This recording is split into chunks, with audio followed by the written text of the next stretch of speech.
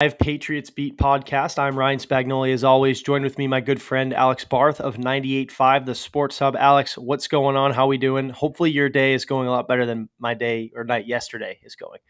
It went. Yeah, so I guess. you had a little hockey injury there. I don't think we need to show it on camera. It's pretty gross. It's pretty gross, Alex. I split the elbow open. The bone was sticking out, but I finished the game. Had no idea. Hashtag, what's it? Please like my sport or something people used to something say like with that. And a trooper back on the show today. So Right, we love to see that. We will couple caffeine, caffeine helped, but I'm doing good. I'm here. My voice still works. That's good for us, maybe not for others, but we'll roll with it. But anyways, a lot has changed. And just real quick to apologize to everybody in the chat. I don't know why it said 4:15 on the schedule. This was always a 5 o'clock show. So apologize to people who've been waiting for 45 minutes. Right. And yeah, I mean, like I said, this is not a lot has changed. I think it'll be kind of a slower show, right? We'll break down the practice squad. I guess we'll take it from there. And then we'll do a little bit of a Q&A. Just any questions that arise, right? Next week, we'll get into game week. We'll be on more of a schedule. It's kind of that dry period between week one once they got rid of that, that fourth preseason game. But anyways, a lot has changed, I think, in a good way for the Patriots, right? I think the last time we talked, little Jordan Humphrey, right? We were kind of surprised with that. What would happen? We thought he'd be gone. Yeah. Trey Nixon, right? We were kind of talking. I guess we can start there with those two guys, right? We were kind of coming away with it to finish the show. Hey, if you can get one of these guys back, I think you're in a pretty good situation in terms of your depth, right? Wilkerson went on IR late that night, so we were kind of assuming he'd get pushed through and then IR'd and they'd make room for him. But his season's done. Trey Nixon and Lil Jordan Humphrey make it onto the practice squad. You assume at least one of those guys, probably Humphrey, is elevated. And I haven't been on my phone much. Did Thornton officially go on IR yet? Nope. We're still waiting on that one. And I don't know. I mean, we'll see. Maybe he doesn't. Maybe he's doing better than we think. Although based on what all the doctors, the Twitter doctors were saying about his surgery, it would be kind of surprising if he doesn't get put on IR, because I think just the recovery time from that would hold him out for the first 4 weeks. It's about after that, how fast does he recover? I can run through the practice squad real quick here. We think so. It's kind of been a work in progress. I've counted like 19 potential practice squad players when they only have 16 spots. So there's might be some moves that have been made that we don't know about yet. We've got Kevin Harris, JJ Taylor's the running backs, Trey Nixon, Lil Jordan Humphrey. They signed LYNN BOWDEN earlier today. We'll get into him because I loved him coming out. I want to talk about that one for sure. Matt Sokol, Jalen Weidermeyer as tight ends, Cody Rusi, James Ferentz, Bill Murray. And then they signed another guy today whose name is escaping me right now, but they added another, I'll pull that up, another offensive lineman. There was also an offensive lineman yesterday at practice wearing number 68, who we never found out who that was. He wasn't there at practice today, so who knows what that means. So that's the offensive line. If you can't tell, I'm stalling here. The other player is Leroy Watson, an offensive lineman. And then the rest of the practice squad on defense, LeBron Ray, Jeremiah Farms, Harvey Longy, Cameron McGrone, Terrence Mitchell made it back, and then Brad Hawkins. So that's the practice squad as we know it right now. Of course, there could be some moves here or there. Right, and I think you come away. I think a lot more people are more happy with their practice squad than their 53-man roster right now. Which I got some comments like that. Right, like I did too. Like it's kind of one of those things. It's like all the fan favorites people fell in love with in the preseason that you expect to get signed elsewhere. I guess that's typically what happens, right? Especially when they're coming from the Patriots. And I know times have changed, right? It's a new kind of team and organization from a quarterback perspective, right? Those guys typically leave, but I was shocked. I was, maybe Humphrey wasn't a shot cut, right? We were kind of debating that last time, but I was shocked. Beto was probably the biggest surprise, but yeah, I was shocked second that Humphrey made it back. I think that's a shock to a lot of people. With how many teams value receiver depth, and you heard all preseason the Patriots were fielding calls at that position, right? Obviously more about their top guys, right? Bourne, Aguilar, guys like that, but I think teams maybe kind of figured, hey, one of these guys might push these guys off the roster. And obviously this was prior to the Thornton injury. But like you said, I think with teams valuing that position so much in today's game, to get him back and have a key depth piece moving forward, especially with the practice squad elevation rules now changed. It's huge for them. I think that's a big piece for them. It really is. And, oddly enough, too, not only did they get Humphrey back, and we talk about, I think he's a 53 player caliber wide receiver, and we can add to it even further. They might have gotten a better receiver too in BOWDEN. And I saw some people tweeting me today when I kind of tweeted that I was excited about BOWDEN's potential. Why are we doing this? He's not good. I thought LJ Humphrey was the guy. I thought Trey Nixon was the guy. No, LYNN BOWDEN is he's different. Like, I think the circumstances in which they'd use Humphrey are different than what BOWDEN's going to do. Right. But to get a guy like BOWDEN at this stage, so I know you said you liked him coming out. I really liked him coming out too. Just a quick little background. So was recruited to Kentucky. He was an option quarterback, a running back and an option quarterback in college. Was recruited to Kentucky, played wide receiver, played it well his first 2 years. I don't know if he started as a true freshman, but he was heavily involved as a true freshman. And then, but he was the Wildcat quarterback too over those 2 years. He did some Wildcat quarterback stuff, also returned kicks, punts, a really good punt returner. His junior year, their top two quarterbacks get hurt. They kind of go to him and say, hey, you want to be our starting quarterback? You've been a Wildcat quarterback. And he did, and he didn't look bad. He didn't, he wasn't going to win the Heisman playing quarterback, but he made some throws. Later in the year, he goes back to wide receiver, kind of was a spark. Kentucky's been good the last couple of years. BOWDEN's team was kind of the beginning of that because they'd been a punchline for a while there.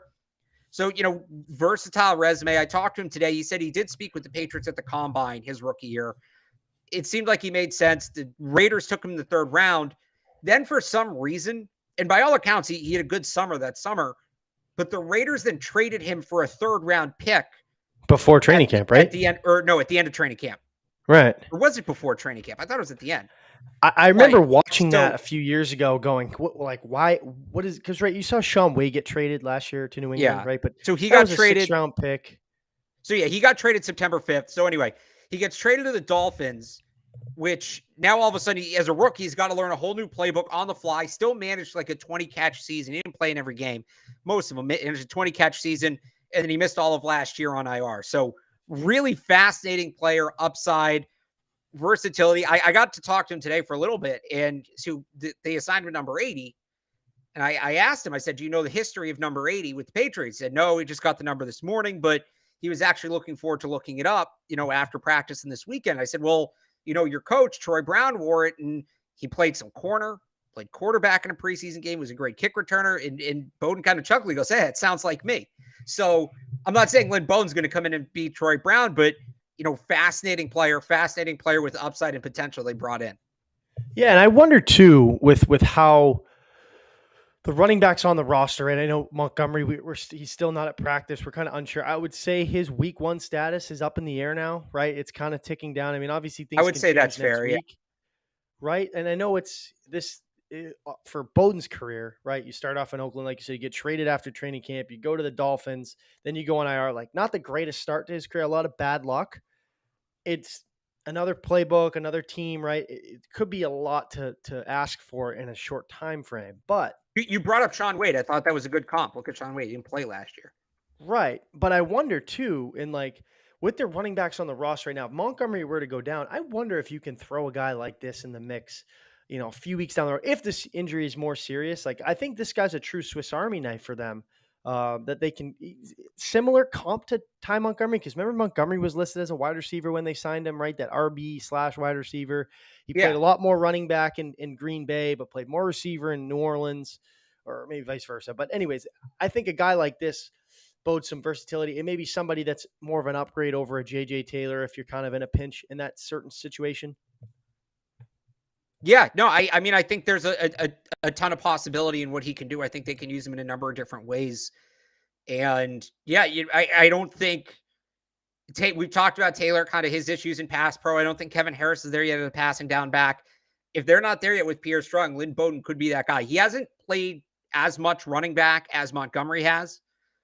He really hasn't done it since college. He's mostly just been a wide receiver in the NFL. But if they needed to, I think they could put him there. You're not going to run the ball to him from a single back formation, but if you need him to catch passes out of the backfield, I think he could do that. He's a big guy too. I've never really seen him pass block. I can't speak to his technique, but I mean, he's not a small guy. At the very least, he'd be able to get in the way of a pass rusher. I think this was it was years in the making. Like you saw this guy, you watched him coming out, that 2020 draft. Everybody knows Yeah. the receivers. You kind of looked at this guy like, day 2, late day 2, early day 3 pick makes a ton of sense for the Patriots. I think he probably went a little bit earlier, right? We can always argue about draft boards and how teams value different positions and players, but I looked at this guy like if they're going to take a receiver on day 2, it's a guy like LYNN BOWDEN. So Yeah. to have him come back, it's almost full circle. It's kind of a, we saw this coming years in the making. Like this is a Patriot type of guy, somebody that can help them in the kicking game, like you said, out of the backfield when push comes to shove, and another depth piece at wide receiver. I think the biggest thing with this position, the wide receiver group, and I say it all the time, how far they've came. Like the 2020 Patriots, no disrespect to the guys on the roster, LYNN BOWDEN's probably their number 3 that year. And now he's a practice squad guy, probably behind Trey Nixon and Lil Jordan Humphrey right now. So you're again, I don't know if he's behind those two. I don't know if he's behind those two. And I mean, some of it, they're 3 very different receivers. So yeah, some of it is, what do you want the guy to do if it's for and an it's injury, game plan specific, right? But, what do you But I would say BOWDEN and Humphrey are comparable. If we were just going to like assign Madden ratings, if we were going to put a number on a scale of 1 to 10 letter grade, I think they'd be pretty close. Now, their skill sets are very different. So, like, let's say Devontae Parker gets hurt, right? I think Lil Jordan Humphrey would be the guy you go to in that situation. If you need to replace Kendrick Bourne, well, then LYNN BOWDEN makes a lot more sense. So, I think they're kind of, it depends on what the team's looking for. I think that an argument could be made in terms of elevations. And this is a question I've got. Maybe, Ryan, we can dig into this here. Who do we think the practice squad elevations are going to be to start the season? I think both would be candidates to be elevated. It just could depend on the matchup and what the team wants in that given game. Right. And like I said, it depends on like we know Thornton's not playing. Right. Week 1. What about Montgomery? Right. And you're allowed up to, I always forget, because once COVID happened, they changed the rules with the practice squad. 2 elevations. So you can elevate 2 players per game standard. If you have players with if you add players with COVID, you could elevate more. That's gone. Yeah. So you can elevate 2 players per game. Each player can be elevated up to 3 times in a season. Right. After that, if you want them to play, you have to like actually sign them to the 53. Right. Okay. So in a pinch early on in the year, I think these 2 guys could potentially push for an opening day roster spot. Like you see too, this initial 53-man roster. Like watch how much it changes from week 1. Like with watch how much it changes before week 1. That's what I mean. Before week 1, like the roster they have right now isn't going to be the team on the field. It just things are going to change. Being actives, there'll be guys that come up.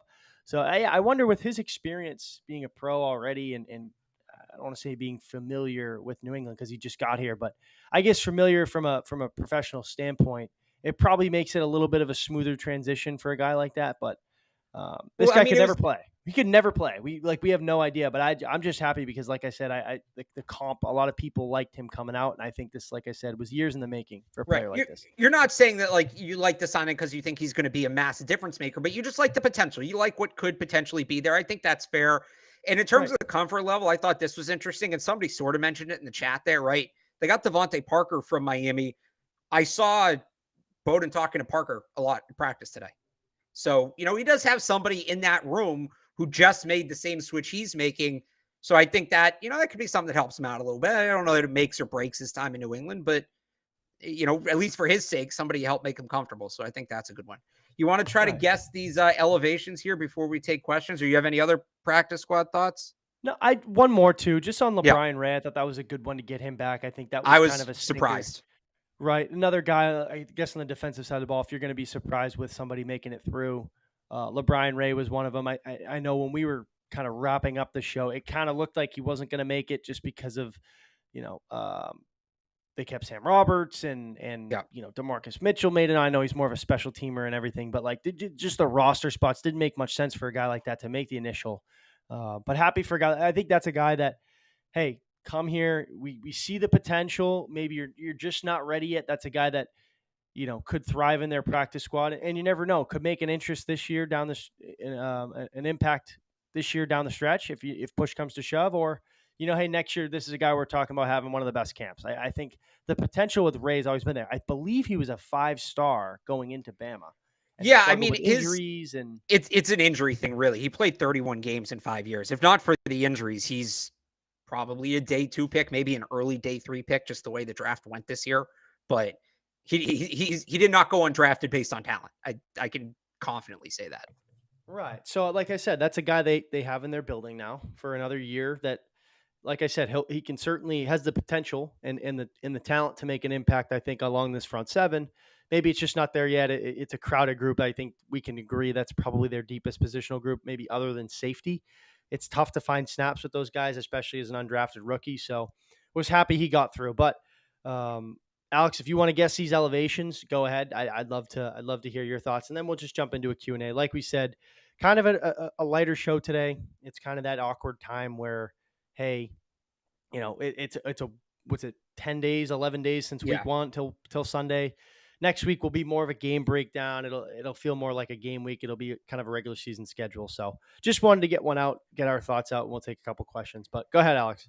So I'm going to, and this is just a guess, and this is assuming that Ty Montgomery can't play because we haven't seen him at practice. You know what? I'll do this. All right. If Ty Montgomery can't play, if he can't go, I'm going to say the elevations are JJ Taylor and Terrence Mitchell for week 1. That'll change throughout the year. It'll be different for different games. That's who I have for week 1. If Ty Montgomery's healthy, I'm still going with Terrence Mitchell. And then I am going to add, I don't think it'll be an offensive lineman because they kept 8. So you're not going to dress 9 offensive linemen. You're not going to healthy scratch one to call up another. I'm going to go Harvey Longy. They like him on teams. They like him in the kicking game. So those will be my picks. I like that too. I'll just base it off. I think, and let me say, I think Bowden gets elevated at some point, but It's 1 soon. week and a half in the system, right? He needs some time. Where's his fit? Really, I don't think he's going to jump into that Ty Montgomery role in the next week and a half. Yeah, that's late. I like that's the later Mitchell in the pick. I would say Terrence Mitchell just because it's a veteran guy. I know he's on his 8th team in 9 years, but somebody that's played a lot of football in the league. Somebody that push comes to shove out there, you need an extra corner, somebody that can help you in some spots.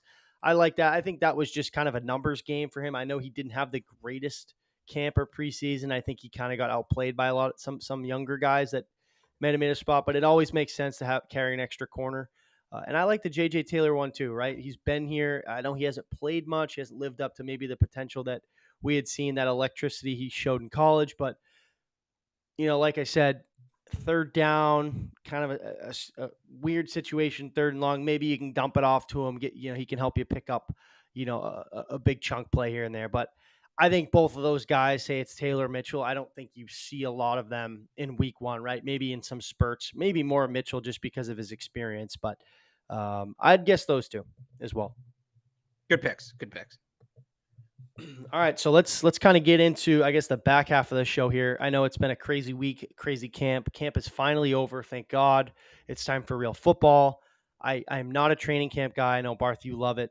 This has been the first year without a quarterback competition. I'm like, wow, this is really, I want some football.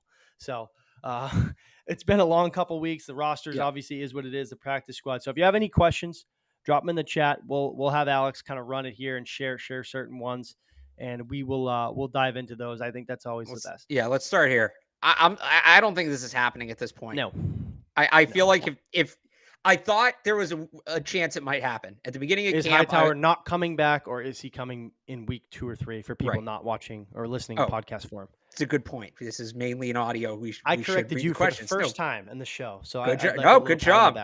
Good pat on the, let's give Ryan a little golf clap there. Everybody listening along at home. Good job. I don't think this is happening. I thought at one point it might, but kind of the last couple days would have been the time. The last few days at camp or the first few days out, they're going to get into the game plan next week in Miami. If he's coming back in week 2 or 3, he's coming back in week 1, right? So at this point, I don't think so. Now, if they get banged up, maybe it's something we revisit again, like Thanksgiving, but you don't come back in week 2 or 3, right? Like either come back in week 1 or you come back midway through the season. My whole thing with this, because you've heard this floated, right? Because he didn't retire. He was a free agent. He obviously didn't sign. He knows he's on the back. Like if he plays this year, he's got 1 more year of football. Like I don't think this guy's got a lot of years left, right? So why move your family? You're towards the end of your career, right? I think and this is speculation. I'm not reporting anything. Everybody knows that. Yeah. But I always felt from this situation from the get go was, hey, if you need me, if we're in a pinch and you need me, give me a call, right? Like, Right. me, I'll be in shape. I know I can, play the position, but Interesting. we're trying to turn this over to a new group of linebackers. But Bentley goes down, McMillan goes down. You kind of lose some guys in the middle there. You kind of have Hightower on speed dial. I think that's the So, best way to kind of describe this situation. so you think they're waiting for him, or sorry, you think he's waiting for them, not they're waiting for him? I think maybe a little bit of both, if that makes See, sense. because Like that's what I think. It's if he called Bill today and said, "Bill, I want to come back," he'd he'd say be back, yes, right? yes, But what you're saying is kind of he's waiting for the Patriots to be like, "Hey, man, we need you. Can you come right. back?" Like maybe like an in between there. Like I don't necessarily like if he came back, what's he gonna give you? Like on a game day, Well, like I, 30 snaps a week. If but I like think that's fine. Like I've said this before, if he comes back, it's not to play his old role. I think that, I really like what they've done at the middle linebacker spot. They've gotten younger, they've gotten more athletic, but we still don't know what they're going to be on the edge. The role Kyle Van Noy played last year, that strong side edge. It's a position he's played before. It's not as he was good at it it, too. right. He's good at it. It's not a role where speed is necessarily the focus. It's really just being a mean, nasty, physical guy, which he can do, and that he can still do. So, somebody in the comments just said, like, you're hypocritical if you want Hightower back, talking about the linebacker position. I'd like to see him back. I wouldn't necessarily like to see him back in the role he was in last year. I don't think he should be back in the role he was in last year. I But I think think in from like an from the get early go. down edge role, that could work. That or like I said, if they're so depleted and you're kind of in the mix of a playoff run, kind of pushing, you're not going to find a linebacker off the street that's going to be able to make an impact that he would in a Right. limited capacity, right? Because of his experience here. So that's kind of been from the entire time all summer. I was like, yeah, I think if they need him back, they'll get him. And if he wants to come back, like really, really wants to come back, he'd be back. So that's kind of it on Hightower. One of Yeah. the best, I think, most one of the more important pieces, especially on that Oh, defense yeah. in Dynasty 2.0. Like an absolute monster. Red Jacket, another guy that'll Who have his is day down there. who is the best 54 in Patriots history? Oh my god, man, it's tough. That might be the toughest. Is there? I don't Well, know that there's Hightower a won tougher. three, Hightower won three, and Brewski won three. Right. Is there another number on the roster that's that tough? Where like Like, who's the better? Maybe 24, but I still go Law just because he was here longer, right? Over Gilmore yeah, and and Rivas. yeah, I don't but know. like Maybe the there's thing another with number I'm missing, but yeah, the 54, man. That's well, a it's tough one. crazy. I think both like that's such a hard question. Like we could talk about this for hours. I think like Brewski brought, and this was I was growing up, so I didn't obviously watch football as thoroughly as I did now, but from just watching him growing up, right? Like I felt like maybe Hightower made more of like he made bigger plays and was better in bigger moments, but I think Brewski was like a huge part of building the culture that they have now from a Sure. leadership perspective and kind of giving that defense a name. So in both their rights, like they both had such a big role. I think just in different ways. But I mean, you don't win 3 Super Bowls without Dante Hightower. Like No, it's that's true. insane. I Like You're right. Brewski was like he's a big part of the reason the culture is what it is in New England, but Hightower was as a player might have been a better. winner, like a winner. Oh yeah, I think Well, he's a better Brewski's a player. winner too, but I think he was a better Yeah, player. right. Let's stay at the linebacker position.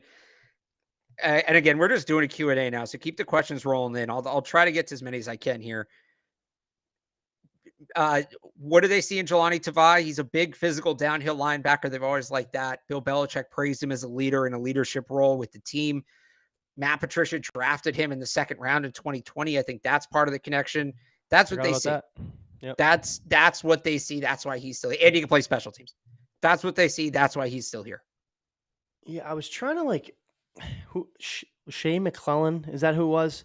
Like kind of in that role where he's like a really good special teamer and they kind of play him in some spurts, maybe a different position, but they both kind of played off ball. I forget what year that was. What was it like Well, I wonder, 2017? you're kind of describing like a defensive version of Brandon Bolden. Yeah. Yeah, I think Bolden probably had more of an impact, but you know what I'm saying? Like I'm trying But to it was a year to year. There were some years where Bolden really didn't play offense, and then some years he did. It was kind of based on the roster. right. I mean I don't think like I know the Carolina game Tavai was getting, snaps with the ones over Mac Wilson. Like, I'd be Right. surprised in week 4 if he's playing over guys like that. But as a depth piece, I think he's good in the kicking game, somebody that you can play in spurts. Like, every team needs a guy like that, especially that position. So, I mean, do I agree with it? Do I love the player? Do I think he's going to be a stud? Like, I don't know. No, but I think people are so hung up on this guy. It's like, they got holes elsewhere rather than their, 5th or 6th linebacker. All right, how about this? Let's look ahead to week 1 a little bit. This might be a bit of a fantasy football question, but we'll take it anyway. I'm getting Well, ready for the draft, Barth. I got to get oh, that's going. true. Oh, so that's what we Big need to one. do. At the end of the show, I think people need to submit the worst possible draft advice for Ryan Spagnoli, and he's going to have to pick one that he has to try to do during his draft. I think we And should do that. I'll share it next show. Oh, no, we'll how my make sure team you ended share. up. We'll get the screen grab. We'll throw that on Twitter. Will Damian Harris or Ramondre Stevenson have 100 yards rushing in week 1? So I don't even think this is like a fantasy question. I think it's a question in general with these two, right? Because Damian's contract's up at the end of the year. They don't like to pay running backs, right? Just from past history. Stevenson kind of is trending towards to being that lead back role. Like, I'm curious how they handle the both of them this year, because if you don't expect Damian Harris to be back, run him wild, give him the ball 25 times a game and let him go. But if you kind of want to do the similar, two back kind of tandem, that two-headed monster that they had last year, which I think works awesome, right? Like, and especially with Ramondre in his second year now, has some footing, has a role for himself. Remember, it took him almost half the year to really find his footing and carve out a role for himself. I think both of these guys, it's going to be similar than last year. Like I said, obviously, if their future plans with Damian are different, it might be different in terms of who gets the ball more. But I think on a weekly basis, you could see these guys trading, 60, 70, 80 yards, depending on who they're playing, in a similar situation as last year. All right, there's some really good fantasy football advice here. Some people want you to draft Julio Jones. Save that. We're going to do that at the end of the show. It's good. It's good, but save it. There was another question here that I just lost track of. Here it is. So this is a good one. So we did who will get elevated from the practice squad for week 1, but this is actually probably a better question. If and when Tyquan Thornton goes on IR, who gets signed? Who gets added to the 53? Who do you think? And, so they're asking Lil Jordan or Trey Nixon. I don't necessarily think it has to be a receiver. I think I wonder if they sign Terrence Mitchell or LeBrian Ray or maybe one of the running backs and move on and just elevate Lil Jordan or Trey Nixon when they need the receiver. Right. And like I said, it's not necessarily, Thornton's down, we have to elevate a wide receiver. Like, they still have enough guys in that roster to kind of fill that void. But relatively speaking, for a question standpoint, Lil Jordan Humphrey's probably the better player, but is Trey Nixon more of a style? Like, Tyquan's, they're all three are different, but like, what do you really want out of the guy replacing Thornton? If that's, I guess, the question, right? I'd go Humphrey just because of how well he's looked, and I think it's a guy with pro experience and somebody that can help them in a lot of different ways. But I'd be shocked if, Thornton's on IR, we're just gonna, elevate these guys, trading off each week until he's back. Like, it doesn't really work that way. Yeah, no, I would agree with that. Or maybe, maybe it's somebody on another roster. There's still a couple players out there that were cut that haven't been signed. I know Justin Bethel was, I really, even with the Instagram post, I thought there was a shot Justin Bethel would be back. Did he sign in Miami? I thought he signed in Miami. He just right before we jumped on. Yeah, he signed with the Dolphins. That was the report by Field Yates. So they'll see him week 1, but I don't think it's necessarily just somebody in the practice squad either. Again, we'll go for another 10 minutes here. Keep taking your questions. I'm trying to, we don't need to do a Boston Sportsman today. I'm good on all that. I am excited for the backyard brawl tonight. That's a big one. All right, here's a good question. Yeah. I like this one. What's a realistic stat line for Mac this year? You go first. I was going to pull up his numbers from last year. So I was about to do the same thing. It's always the extra game, so it always looks a little bit more inflated because last year was the first, year with that extra game, right? So, so here's Mac last year. In 17 games, obviously 17 starts. He threw the ball 521 times. I didn't realize that. That's a lot. I didn't realize he threw the ball that much. Oh, but people tell you they don't trust him to throw the ball. No, the game in Miami is the only game they've ever actually played, Ryan. Or the game in Buffalo is the only game they've ever actually played. Yeah. He completed 67.6% of his passes, 3,800 yards, 22 touchdowns, 13 interceptions, quarterback rating of 92.5, QBR of just over 50, took 28 sacks. So, all I would right, expect that to go up this year with the status of that line. Let's phrase this let's do this a little differently. Instead of just like predicting the stat line, because we can just pull numbers out of our ass. But let's hopefully whoever, it's a good question. I hope this still, gives you what you were looking for. 521 pass attempts this year, more or less. More. I think it might be more. You know what? I think it's gonna be close. We'll make close an option 2. Let's try not to lean on that, but I think it's probably close. 67.6% completion percentage, higher or lower this year. That's a really good completion percentage as a rookie. Like close to it. How much are you gonna? What are you gonna throw? 70, 72%. Like I think it could actually be higher if they are gonna do this West Coast stuff. A lot of it is like short passes and yak, right? So I wouldn't be surprised either way. I think it'd be close. Another way. I think if they're gonna do the West Coast stuff, he might go over. Now, tied to that, yards per attempt, that might go down. Right. I could see his completion percentage going up, but his yards per attempt going down because I think they're going to do some shorter stuff. 7.3 yards per attempt last year, Ryan. Up or down? Down. Down. I think it's going down too. Total yards, 3,800. Up or down? I'll go over. I think that was yeah. You think he gets 4,000? I think he has the capability to, especially with the improved talent on the out. Can they pass? Well, this is if they can figure out their offensive line situation, right? In a fantasy world, but yeah, I think over. I mean, it took them. We have his first 300-yard game like week 8 or so versus the Jets. It was a while into the season, so like I'd assume he'd have more 300-yard games before that this year. So I'll say over. Over, okay. Touchdowns 22, over under.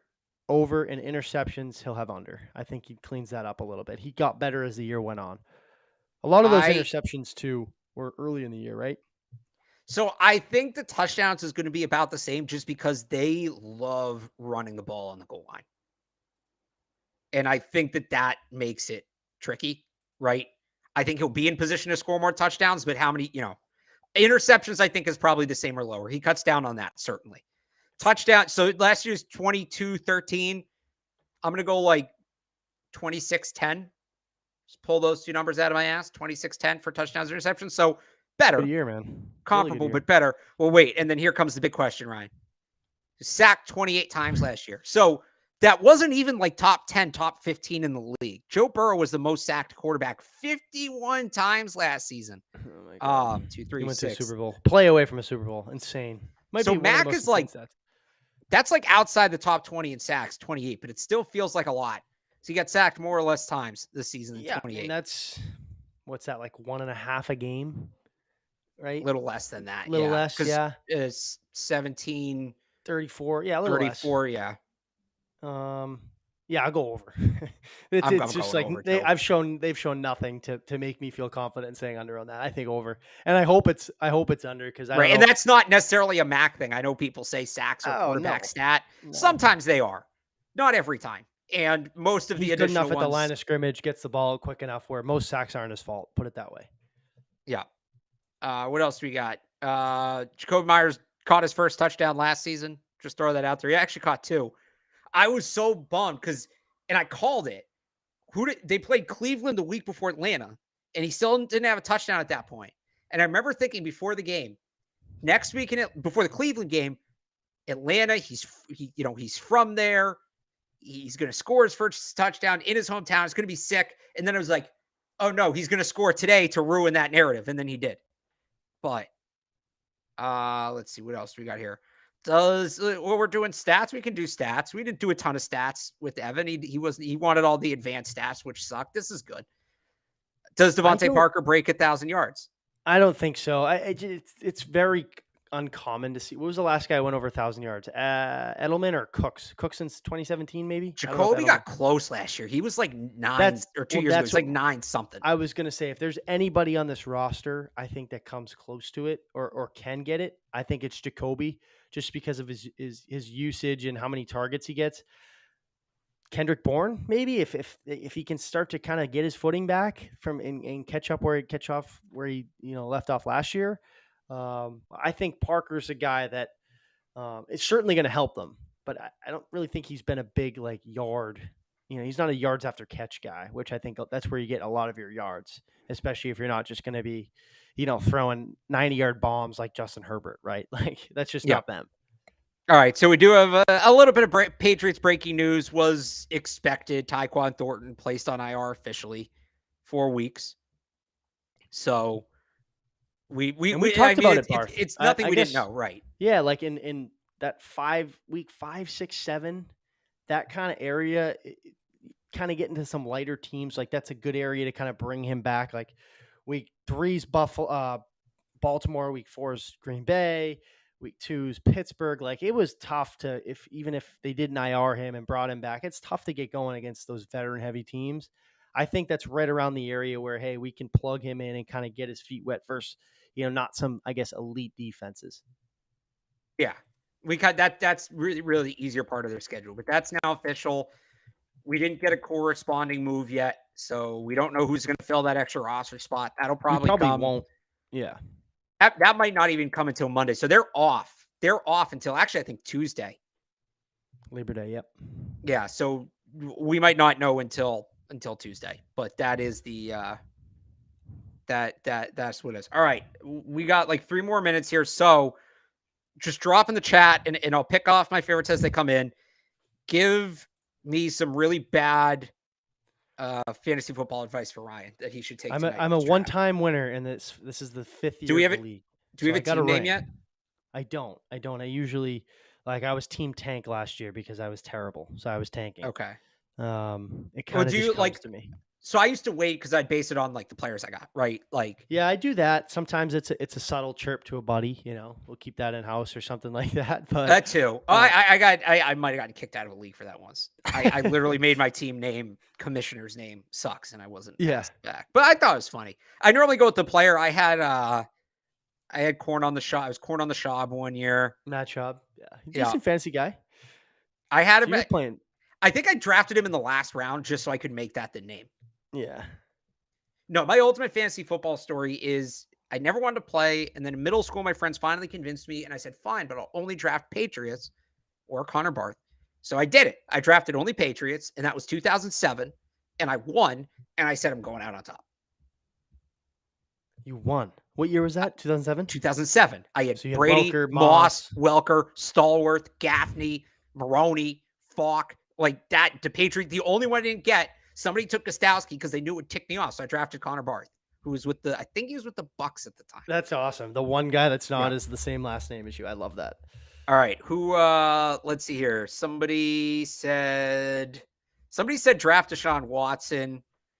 I'll pass. Drew Lock in Seattle. I was a big Drew Lock guy coming out. I was too. I think a lot of people want you to draft Kendrick Bourne. That might not be bad advice. Late round pick. Throw him on the bench. Maybe. But I'll definitely let it.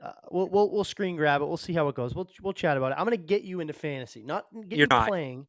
You're not get you playing, but maybe we'll Ryan, you're not talking a little bit. No, you won't. You won't. Many people have tried. You won't. Well, I'm still gonna try, Barth. But anyways, that's it. I guess we'll see you. We'll be on more of a regular schedule now going forward. Game day weeks, Tuesdays and Thursdays. So we'll see you guys again on Tuesday. Everybody enjoy your Labor Day weekend. This is the last Sunday without football. I know college starts this weekend. There's some big games on tonight, which is awesome. So football is finally here. Like I said, this is the last Sunday. So enjoy it. It's almost here. And like I said, we'll be more structured in terms of a game week starting next week. So everybody, thanks for listening, and we'll see you on Tuesday.